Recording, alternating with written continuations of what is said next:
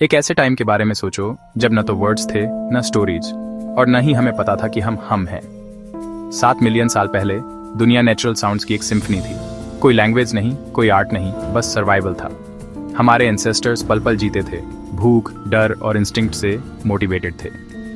न कोई सोसाइटी, न कोई लॉज, न कोई शेयर्ड हिस्ट्री, बस जीने के लिए एक कच्ची स्ट्रगल थी। फिर भी उनकी सेल्स के अंदर चेंज का इंजन पहले से ही काम कर रहा था। इवोल्यूशन, रैंडम म्यूटेशन और नेचुरल सिलेक्शन के जरिए चुपचाप हमारे एंसेस्टर्स को शेप दे रहा था। ज्यादातर बदलावों का कोई मतलब नहीं था, कुछ तो बहुत खराब थे, लेकिन कुछ ने छोटे फायदे दिए। एक मजबूत पकड़, एक तेज नजर। एनवायरनमेंट अल्टीमेट जज था, हर नई ट्रेट को टेस्ट कर रहा था। लाखों सालों तक इस पेशेंट प्रोसेस ने हमारी लीनेज को रिफाइन किया। हम कैसे बने इसकी स्टोरी डीएनए में लिखी गई थी, इससे बहुत पहले कि इसे वर्ड्स में बताया जाए। ये हमारी जर्नी की खामोश इनविजिबल बिगिनिंग थी। एनिमल इंस्टिंक्ट से कॉन्शियसनेस के डॉन तक स्टेज सेट हो चुकी थी। पहला बड़ा चैप्टर एक कदम से शुरू हुआ। हमारे एंसेस्टर्स सीधे खड़े हो गए। जैसे जैसे जंगल सिकुड़ते गए और ग्रासलैंड्स फैलते गए, बाइपेडलिज्म एक रिस्की लेकिन रिवॉल्यूशनरी एडेप्टेशन के रूप में सामने आया। सीधा खड़े होने का मतलब था दूर तक देखना, खतरे को पहचानना और हाथों को फ्री करना। वे हाथ अब खाना ले जा सकते थे, डिफेंड कर सकते थे और यंग वंस को नर्चर कर सकते थे। यह बदलाव हमारे इवोल्यूशन में पहला डोमिनो था। लाखों साल बाद ऑस्ट्रेलोपिथेकस एफरेंसिस लूसी इथियोपिया में सीधे चली। उसका ब्रेन छोटा था, लेकिन उसकी चाल एफिशिएंट थी। Fossil record, pelvis, femur, spine दिखाता है कि बाइपेडलिज्म में ग्रेजुअल जनरेशनल रिफाइनमेंट था। हर कदम हमें टूल्स, कल्चर और थॉट की दुनिया के करीब ले आया। सीधा चलना सिर्फ हमारे चलने के तरीके को ही नहीं बदला, बल्कि हमने दुनिया को कैसे एक्सपीरियंस किया इसे भी बदल दिया। ये आने वाले हर चीज की नींव थी। जर्नी सचमुच शुरू हो चुकी थी। सवाना से हमने इंसान बनने की दिशा में अपने पहले कदम उठाए। फ्री हाथों के साथ हमारे एंसेस्टर्स को एक नया सवाल मिला, उनके साथ क्या करें?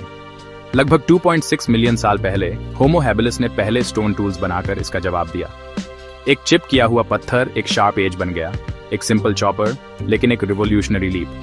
टूल्स ने हमें मीट को बूचर करने, हड्डियों को तोड़ने और हमारे बढ़ते ब्रेन के लिए नई एनर्जी एक्सेस करने दिया। टूल मेकिंग इंस्टिंक्ट नहीं थी, ये सीखी गई थी, ऑब्जर्व की गई थी और सिखाई गई थी।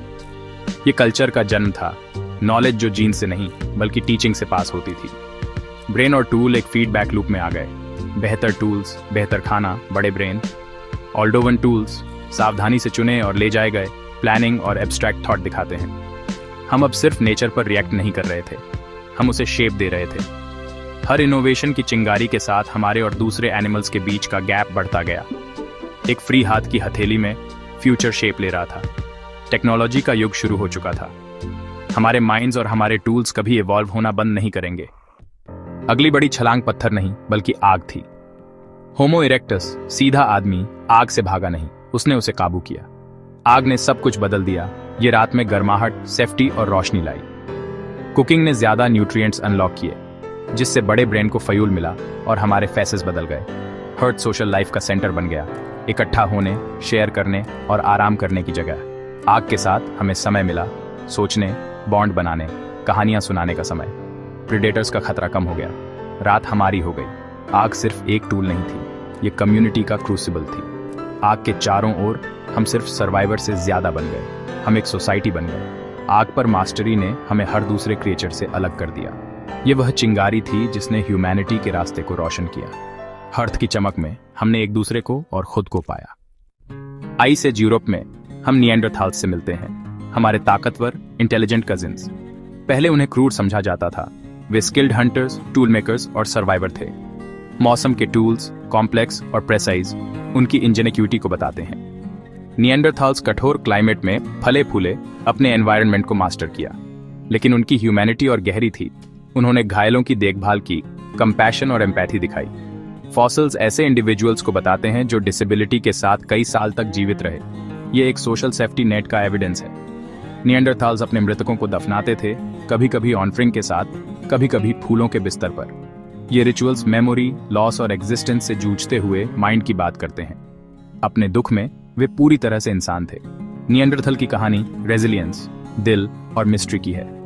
वे हमें याद दिलाते हैं कि ह्यूमैनिटी सिर्फ इंटेलिजेंस से ज्यादा है, यह एम्पैथी और कनेक्शन है। हालांकि वे गायब हो गए, उनकी लेगेसी हम में जिंदा है। हम अपनी कहानी में अकेले नहीं हैं, हम उनकी स्पिरिट को आगे बढ़ाते हैं। उनकी दुनिया में आत्मा की पहली हलचल महसूस की गई थी जब नियांडरथाल्स यूरोप पर राज कर रहे थे। अफ्रीका में एक नए तरह का इंसान उभरा, हम होमो सेपियंस। हजारों सालों तक हम अपने कजिन्स की तरह ही सादगी से जीते थे। फिर लगभग 70,000 साल पहले माइंड की एक क्रांति ने हमें बदल दिया। अचानक हमने कॉम्प्लेक्स टूल्स, ऑर्नामेंट्स और आर्ट बनाए। हमने सिर्फ यूटिलिटी ही नहीं बल्कि आइडेंटिटी और ब्यूटी भी एक्सप्रेस की थी लैंग्वेज, पूरी तरह से मॉडर्न, सिंबॉलिक और पावरफुल। लैंग्वेज ने हमें आइडिया शेयर करने, कून परेड करने और कल्चर बनाने दिया। वर्ड्स के साथ हमने मिथ्स, लॉज और बिलीव्स बुने। हमने गुफाओं में डीप मास्टरपीस पेंट किए, फ्यूचर के लिए मैसेज छोड़े। ये सिर्फ ड्राइंग्स नहीं थी, ये डिक्लेरेशन थे, मैं यहाँ था, ये मेरी दुनिया है। Homo sapiens storyteller, artist, creator बन गए। हमारे माइंड्स जाग चुके थे, इमेजिनेशन का युग शुरू हो चुका था। आर्ट, लैंग्वेज और इनोवेशन से लैस होमो सेपियंस पूरी दुनिया में फैल गए। हमने हर एनवायरनमेंट के हिसाब से खुद को ढाला, अपने कजिन्स से ज्यादा समय तक टाइके रहे और पृथ्वी पर आखिरी इंसान बन गए। 12,000 साल पहले हमने एग्रीकल्चर की खोज की, पौधों और जानवरों को डोमेस्टिकेट किया। एक जगह बसने से गांव, शहर और सिविलाइजेशन का जन्म हुआ। फूड सरप्लस ने स्पेशलिस्ट्स को जन्म दिया, Potter, priest, Kings. Society complex, stratified और इन्वेंटिव बन गई।